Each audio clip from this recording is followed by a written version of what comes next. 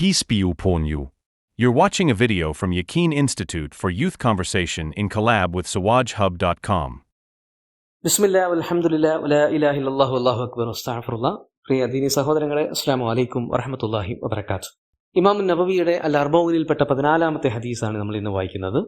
അൻ ഇബ്നു മസ്ഊദ് റളിയല്ലാഹു തആല അൻ ഖാല റസൂലുള്ളാഹി സ്വല്ലല്ലാഹു അലൈഹി വസല്ലം ലാ യഹില്ലു ദമു ഇംറിഇൻ മുസ്ലിമിൻ യഷ്ഹദു അൻ ലാ ഇലാഹ ഇല്ലല്ലാഹ് വ അന്നി റസൂലുള്ളാഹ് ഇല്ലാ ബി ഇഹ്ദാ സലാസ് അസ്സയ്യിബു الزاني والنفس بالنفس والتارق لدينه المفارق للجماعة മുത്തഫഖുൻ അലൈഹി.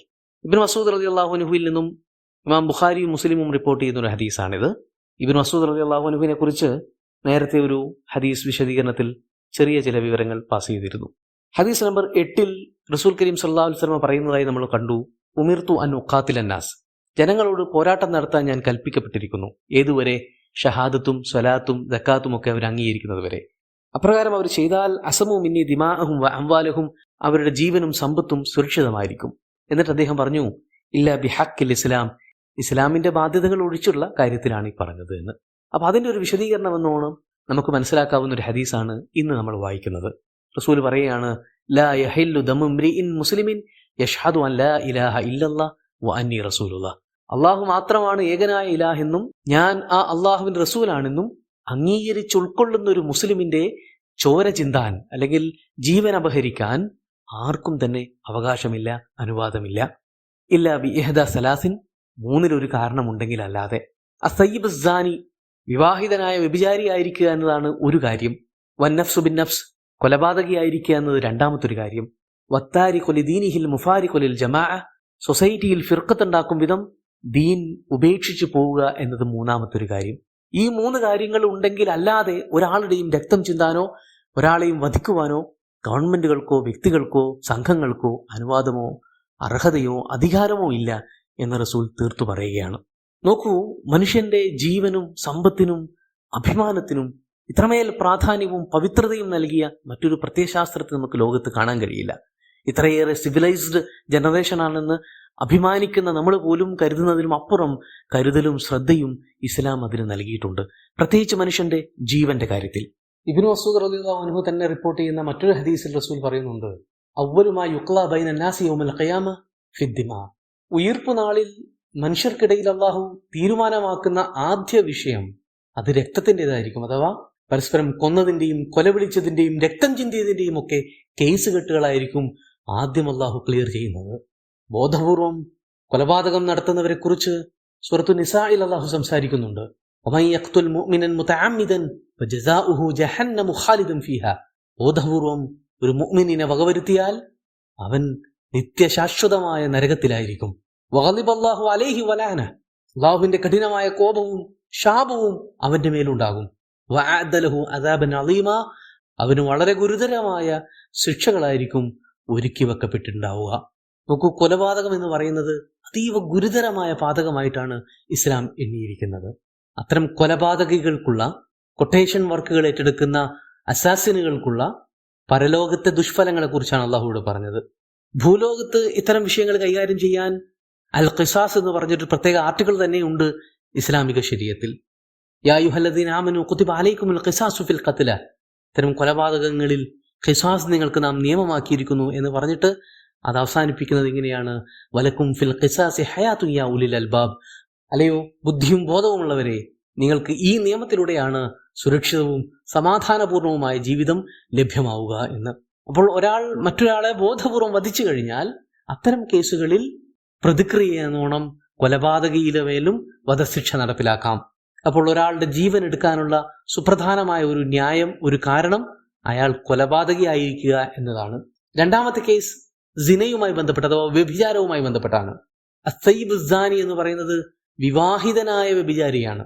അപ്പോൾ വ്യഭിചാരികളെ രണ്ടായി കാറ്റഗറൈസ് ചെയ്യാറുണ്ട്, വിവാഹിതരും അവിവാഹിതരും. രണ്ടുപേർക്കുമെതിരെയുള്ള ശിക്ഷാ നടപടികളും വ്യത്യസ്തമാണ്. അവിവാഹിതരാണെങ്കിൽ അവർക്ക് മേൽ ശിക്ഷ നടപ്പിലാകുന്നത് 100 പരസ്യമായ അടിയാണ്. ഫജ്ലിദു കുല്ല വാഹിദിൻ മിൻഹുമാ മിഅത ജൽദ, അല്ലാഹു പറയുന്നുണ്ട്, തൊലിപ്പുറത്ത് 100 അടി കൊടുത്തിരിക്കണം എന്ന്. എന്നാൽ വിവാഹിതരാണ് കുറ്റവാളികളെങ്കിൽ അവരുടെ മേൽ റജുമായിരിക്കണം ശിക്ഷാവിധി എന്നതാണ് പറയപ്പെടുന്നത്. റജും എന്നാൽ കല്ലെറിഞ്ഞ് മരണമുറപ്പിക്കലാണ്. വിവാഹിതർക്ക് മേൽ ഇത്രയും കടുത്ത നടപടിയെടുക്കാൻ ഒരുപക്ഷെ വ്യത്യസ്തമായ ന്യായങ്ങളൊക്കെ ഉണ്ടാകാം. ഓൾറെഡി ന്യായവും നിയമപരവുമായ രീതിയിൽ തന്റെ ലൈംഗിക തൃഷ്ണകൾ പൂർത്തീകരിക്കാൻ അവസരങ്ങൾ ഉണ്ടായിട്ടും വളഞ്ഞ വഴി സ്വീകരിക്കുക എന്ന് പറയുന്നത് കുറ്റത്തിന്റെ ഗൗരവം വർദ്ധിപ്പിക്കുന്ന കാര്യം തന്നെയാണ്.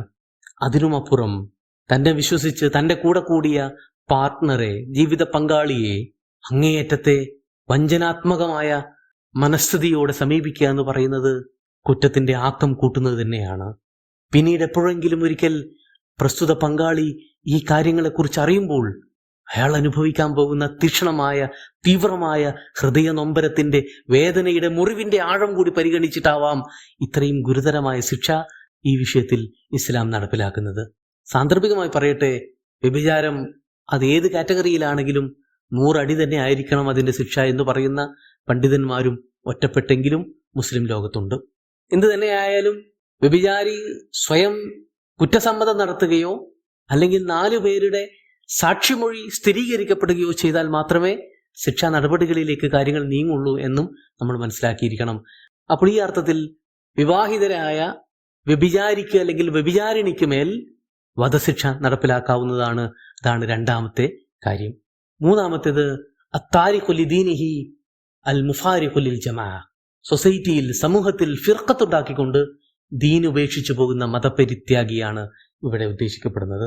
ഇതൊരു പക്ഷേ തെറ്റിദ്ധരിക്കപ്പെട്ടേക്കാവുന്ന ഒരു വിഷയമാണ്. മതപരിത്യാഗം ചെയ്യുന്നത് വധിക്കപ്പെടാനുള്ളൊരു കാരണമാണ് എന്നതായിരിക്കാം ആ തെറ്റിദ്ധാരണ. ഇസ്ലാം അങ്ങനെ പറയുന്നില്ല. റിദ്ദത്ത് എന്നാണ് മതപരിത്യാഗത്തിന് സാങ്കേതികമായി പറയുന്നത്. അത് ചെയ്തവന് മുർത്തദ് എന്നും. എല്ലാ മുർത്തദുകളും കൊല്ലപ്പെടുകയില്ല, അങ്ങനെ കൊല്ലാൻ ദീനിൽ വിധിയുമില്ല എന്നല്ല, ഖുർആൻ തന്നെയും അങ്ങനെ ഒരു ആവശ്യകത ഇല്ലെന്നുള്ളത് വ്യക്തമായി സൂചിപ്പിക്കുന്നുമുണ്ട്. സൂറത്തു നിസായിൽ കാണാം, ഇന്നല്ലദീന ആമനു സുമ്മ കഫറു സുമ്മ ആമനു സുമ്മ കഫറു സുമ്മ ഇസ്ദാദു കുഫ്റ. ചില ആളുകളുണ്ട്, അവർ വിശ്വാസികളായിരുന്നു, പിന്നീട് അവർ അവിശ്വസിക്കും, പിന്നീടും അവർ വിശ്വസിച്ചിട്ട് വീണ്ടും അവർ നിഷേധികളായി മാറും. എന്നല്ല, സുമ്മ ഇസ്ദാദു കുഫ്റ, ആ നിഷേധാത്മകതയുടെ ആഴക്കയങ്ങളിലേക്ക് മുങ്ങിയിറങ്ങുകയും ചെയ്യും. ലം യകുനില്ലാഹു ലിയഗ്ഫിറ ലഹും, അല്ലാഹു ഒരിക്കലും അവർക്ക് ഗഫാറത്ത് നൽകുന്നതല്ല. വലാ ലിയഹ്ദിയഹും സുബല, അവർക്ക് ഹിദായത്തിനുള്ള മാർഗവും കാണിച്ചു കൊടുക്കുന്നതല്ല. ഈ ആയത്തിൽ നിന്ന് വ്യക്തമാണ്, ഒരാൾക്ക് വിശ്വാസപരമായ ചാഞ്ചാട്ടങ്ങൾ നടത്താൻ അവസരങ്ങൾ ലഭിച്ചുകൊണ്ടേയിരിക്കുമെന്നതിന് ഈ ആയത്ത് തന്നെ മതിയായ തെളിവല്ലേ. എന്ന് മാത്രമല്ല, ഈമാനും കുഫർ എന്നൊക്കെ പറയുന്നത് ഒരു വ്യക്തിയുടെ ചോയ്സ് ആണ്. ഫമൻ ശാഅ ഫൽയുമിൻ വമൻ ശാഅ ഫൽയക്ഫുർ. ഇഷ്ടമുള്ളവർ എടുക്കട്ടെ, ഇഷ്ടമില്ലാത്തവർ ഒഴിവാക്കട്ടെ. നല്ല നൽകിയ ഓപ്ഷനാണ്. അപ്പൊ അതിന്റെ പേരിൽ ഒരു വ്യക്തിക്ക് മേൽ വധശിക്ഷ നടപ്പിലാക്കുക എന്ന് പറയുന്നത് ഇസ്ലാം താല്പര്യപ്പെടുന്ന കാര്യമല്ല. പിന്നെ എന്തുകൊണ്ടാണ് ഈ വിഷയം ഇവിടെ കടന്നു വന്നത്? അത് മനസ്സിലാക്കണമെങ്കിൽ ശേഷം പറഞ്ഞ ഭാഗം കൂടി ശ്രദ്ധിക്കേണ്ടതായിട്ടുണ്ട്. അൽ മുഫാരിഖുലിൽ ജമാഅ, ജമാഅത്തിൽ, സൊസൈറ്റിയിൽ ഫിർഖത്തുണ്ടാക്കും വിധം ദീനിൽ നിന്ന് പുറത്തുപോയവരെയാണ് ഇവിടെ ഉദ്ദേശിക്കുന്നത്. സൊസൈറ്റിയുടെ നോംസിനും സമൂഹത്തിന്റെ സ്ഥായിയായ ധർമാധർമ്മ വിചാരങ്ങൾക്കും ധാർമ്മിക സദാചാര ശീലങ്ങൾക്കുമൊക്കെ വിരുദ്ധമായ ജീവിത രീതി പ്രചരിപ്പിക്കാൻ ശ്രമിക്കുകയും അതിനുവേണ്ടി പണിയെടുക്കുകയും ചെയ്യുക എന്ന് പറയുന്നത് ഫിർഖത്തിനുള്ള ശ്രമമാണ്. എന്താണ് ഫിർഖത്ത് എന്ന് പറഞ്ഞാൽ? ഒരിക്കലും തുന്നിച്ചേർക്കാൻ കഴിയാത്ത വിധം വിള്ളലും പൊട്ടലും ഭിന്നിപ്പും ഒക്കെ ഉണ്ടാക്കുന്നതിനാണ് ആ പദം ഉപയോഗിക്കുക. ഒരു ബലൂൺ പൊട്ടിത്തെറിക്കുന്നത് പോലെ. അത് പിന്നീട് ഒരിക്കലും പഴയപടി ഒട്ടിച്ചേർക്കാനോ തുന്നിച്ചേർക്കാനോ സാധ്യമേ അല്ല. അതുപോലെ സമൂഹത്തിൽ ഭിന്നിപ്പുണ്ടാക്കാൻ, അത് സാംസ്കാരിക വിഷയത്തിലാവാം, ധാർമ്മിക സദാചാര മൂല്യങ്ങളുടെ വിഷയത്തിലാവാം, രാഷ്ട്രീയമായ വിഷയങ്ങളിലാവാം, അങ്ങനെ പല പല അർത്ഥങ്ങളിൽ കലാപശ്രമങ്ങളും വിധ്വംസക പ്രവർത്തനങ്ങളും നടത്തുന്ന ആളുകളെ കുറിച്ചാണ് ഇവിടെ സംസാരിക്കുന്നത്. സ്വന്തം മാതാവുമായി പോലും ലൈംഗിക ബന്ധങ്ങളാകാം എന്ന് ഉച്ചത്തിൽ വിളിച്ചു പറയുന്നത് ഇതിനൊരു മികച്ച ഉദാഹരണമാണ്. അതുപോലെ തന്നെ സൊസൈറ്റി അപായപ്പെടുത്തും വിധത്തിലുള്ള കലാപശ്രമങ്ങൾ നടത്തുന്ന, രാഷ്ട്രത്തെ ഒറ്റുകൊടുക്കുന്ന, വർഗീയ വംശീയ വിദ്വേഷങ്ങൾ പ്രചരിപ്പിക്കാൻ ശ്രമിക്കുന്ന വ്യക്തികളും സംഘങ്ങളുമെല്ലാം ഈ പറഞ്ഞ കാറ്റഗറിയിൽ വരുന്നതാണ്. ചുരുക്കത്തിൽ ഇത്തരക്കാർക്ക് മേലെയാണ് ക്യാപിറ്റൽ പണിഷ്മെന്റ് നടപ്പിലാവുന്നത്. ഈ പറഞ്ഞ സംഭവങ്ങൾ കുറച്ചുകൂടെ വ്യക്തത വരുത്തുന്ന രീതിയിൽ ആയിഷ റളിയല്ലാഹു അൻഹയിൽ നിന്നൊരു റിപ്പോർട്ട് വരുന്നത് കാണാം. ഇമാം അബൂ ദാവൂദും നസായിയും ഒക്കെ ഇത് റിപ്പോർട്ട് ചെയ്തിട്ടുണ്ട്. ലാ യഹില്ലു ഖത്ലു മുസ്ലിമിൻ ഇല്ലാ ഫി ഇഹ്ദാ സലാസി ഖിസാൽ. മൂന്നിലൊരു ന്യായമുണ്ടെങ്കിൽ അല്ലാതെ ഒരു മുസ്ലിം വധിക്കപ്പെട്ടുകൂടാ. സാനിൻ മുഹ്സിൻ ഫയുർജം. വിവാഹിതനായ വ്യഭിചാരി, അയാൾ റജ്മിന് വിധേയനാകണം. വറജുലുൻ യഖ്തുലു മുസ്ലിമൻ മുതഅമ്മിദൻ ഫയുഖ്തൽ. ബോധപൂർവം ഒരു മുസ്ലിമിനെ കൊന്നവനാണെങ്കിൽ അവനും വധിക്കപ്പെടണം. മൂന്നാമത്തേത് വറജുലുൻ യഖ്റുജു മിനൽ ഇസ്ലാം. ഇസ്ലാമിൽ നിന്നും പുറത്തുപോയാലാണ്. തീർന്നില്ല. ഫയുഹാരിബുല്ലാഹ വറസൂല, എന്നിട്ട് അവിടെ നിന്ന് അള്ളാഹുവിനോടും റസൂലിനോടും യുദ്ധം ചെയ്തുകൊണ്ടിരിക്കുകയാണ് അവൻ. ഫയുഖ്തൽ, ഓനും കൊല്ലപ്പെടും. ഔ യുസ്ലബ്, അല്ലെങ്കിൽ ക്രൂശിക്കപ്പെടും. ഔ യുൻഫ മിനൽ അർള്, അല്ലെങ്കിൽ നാട് കടത്തപ്പെടുകയെങ്കിലും ചെയ്യും. നോക്കൂ, വളരെ കൃത്യമാണ്. ഇസ്ലാം മനുഷ്യന്റെ ജീവനും സമ്പത്തിനും അഭിമാനത്തിനും നൽകുന്ന വില അളവറ്റതാണ്. എന്നാൽ പക്ഷേ ആ പരിരക്ഷ ഗുരുതരമായ കുറ്റകൃത്യങ്ങളും പാപങ്ങളും ചെയ്യുന്നവർക്ക് ലഭിച്ചുകൊള്ളണമെന്നില്ല. അവർ അർഹിക്കുന്ന രീതിയിൽ ശിക്ഷാ നടപടികൾക്ക് വിധേയരാക്കപ്പെട്ടിരിക്കും. അவ்விധം ക്യാപിറ്റൽ പണിഷ്മെന്റിന് വിധേയരാക്കപ്പെടാൻ ഇടയാക്കുന്ന 3 കാരണങ്ങളെക്കുറിച്ചാണ് ഈ ഹദീസ് നമ്മോട് സംസാരിച്ചത്. ഇൻഷാ അല്ലാഹ് അടുത്ത ഹദീസുമായി നാളെ കാണാം. അസ്സലാമു അലൈക്കും വറഹ്മത്തുള്ളാഹി.